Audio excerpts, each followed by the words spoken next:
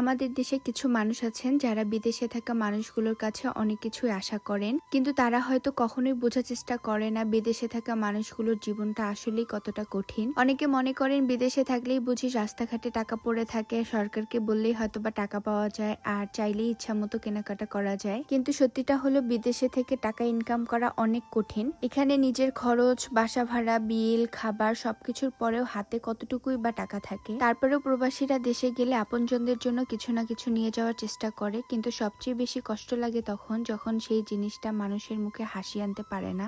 একটা কোনো কিছু তাদেরকে গিফট করবেন, সেটার জন্য তারা বলবে যে এটা তো বাংলাদেশেও পাওয়া যায়, এটার দাম কত, বিদেশ থেকে এটা মাত্র নিয়ে এসেছে। আর যদি কোনো জিনিস কারো পছন্দ না হয় তখন আবার কত অভিযোগ, এটা ব্যবহার করে আমার সমস্যা হয়েছে, আমি ব্যবহার করতে পারিনি, অন্য কাউকে দিয়ে দিয়েছি, এটা ভালো না, এটা আনলে ভালো হতো। এসব শুনতে শুনতে সত্যি বলতে বিদেশে থাকা মানুষগুলোর একসময় আর কাউকে কিছু দিতে ইচ্ছা করে না। কারণ আপনারা একটা জিনিস হয়তো দেখেন যে হাতে একটা প্যাকেট, কিন্তু সেই প্যাকেটের পিছনে যে কতটা টাকা, সময় আর কতটা চিন্তা থাকে সেটা হয়তো দেখেন না। বিদেশে থাকা মানুষ একজনের জন্য জিনিস কেনে না, বাবা মা, ভাই বোন, আত্মীয় স্বজন, বন্ধু বান্ধব, অনেক মানুষের কথাই চিন্তা করে অল্প অল্প সবার জন্য নেয়ার চেষ্টা করে। ধরেন একজন যদি সবার জন্য একটা চকলেট নিয়ে যায়, তবুও সেটা ভালোবাসা থেকেই দেয়া, তাহলে সেই চকলেটটার দাম কত, বাংলাদেশে পাওয়া যায় কিনা, এসব হিসাব না করে একটু হাসি মুখে গ্রহণ করলে কি খুব বেশি ক্ষতি হয়ে যায়? মনে রাখবেন, প্রবাসীরা আপনাদের কাছ থেকে কিছু পাওয়ার আশা করে এসব নিয়ে আসে না, তারা শুধু চায় তাদের ছোট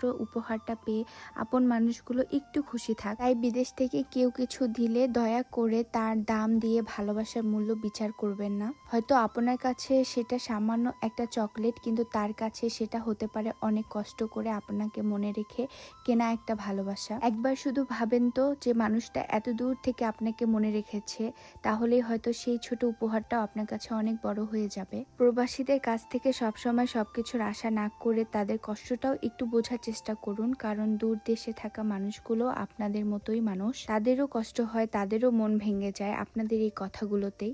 তাই আমার কথাই কেউ মন খারাপ করবেন না। আপনাদেরকে শুধু একটা কথাই বলবো যে আপনারা প্রবাসীদের কষ্টটাই একটু বুঝবেন, দয়া করে একটু হাসি মুখে সেই জিনিসগুলো গ্রহণ করবেন।